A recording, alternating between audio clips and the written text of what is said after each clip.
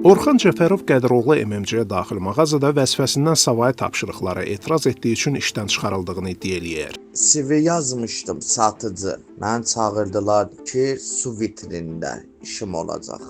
Vitrində sular boşaldı, suları düzələcəkdim. Araqlar boşalacaqdı, araqları düzələcəkdim. Amma məni əlavə olaraq un gəlirdi, un da boşaldırdım. Ambarda da işləyirdim. Meyvə tərəvəz satılan yerdə də işlədirdilər. Yəni mənim işimə adiyyətsiz. Əlavə iş saatında da, əlavə yerdə işlədilməyimdə də heç bir mənim maaşıma yəni adiyyəti yox idi. Onu da etiraz eləyəndə bildirdilər ki, sənin işin budur. Hədələdilər ki, işdən çıxacaqsan, o da çıxdım.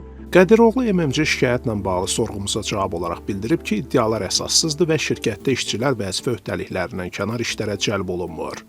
Azərbaycanda başqa şirkətlərlə bağlı da oxşar şikayətlər zaman-zaman eşidilib. Aysun Qurbanzadə deyir ki, son 3 ayda 20-dən çox iş görüşündə tələblərlə maaşın bir-birini qarşılamadığına şahidlik edib. Yəni tələblər bir səhifə, belə bir neçə işçinin görməli olduğu işi bir işçiyə gördürürlər və sonda da zəng edirsən, əmək haqqını soruşursan, əmək haqqı təşkil eləyir 450-500 manat.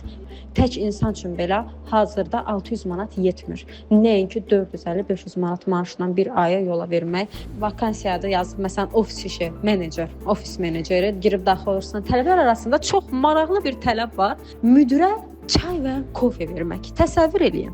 Yəni doğrudan gülnəsi və ələ salınması bir vəziyyətdir. Hüquqşünas Ruslan Əliyev deyir ki, əmək məcəlləsində bu sahə tənzimlənmir. İşə qəbul elandan başlayır. Onu kənarda saxlamaq olmaz. İşə götürən üçün işə qəbulun birinci mərhələsidir. Məcəllənin icazə vermədiyi bir şeyi elanda da yaza bilməzsən. Yəni qəbul prosesi ilkin mərhələsindən, elandan başlayaraq şəxsin iş bacarığına, keyfiyyətinə əsaslanmalıdır. İş yükü, rejimi, əmək haqqı qanunvericiliyə uyğun olmalıdır və dəqiq göstərilməlidir. İş saatının uzadılmasının səbəbləri qeyd olunmalıdır. Bu halda veriləcək əmək haqqı qeyd olunmalıdır.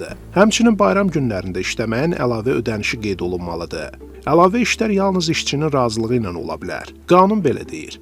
Bu da elanda əks olunmalıdır. Əlavə ödəniş göstərilməlidir. Əmək məcəlləsində konkret tənzimlənmir. Əgər olarsa, bu bütün suallara cavab olardı. Rusiyada qanuna dəyişiklik edildi. Avropa ölkələrində direktivlər var. Azərbaycanda da təkmilləşdirilə bilər. Əmək və əhalinin sosial müdafiəsi yanında dövlət əmək müfəttişliyi daim əmək münasibətləri ilə bağlı şikayətləri araşdırdığını deyir. 2025-ci ildə xidmət işə götürənlərin əmək qanunvericiliyini pozduğu 6897 hal aşkar etdiyini açıqlayıb.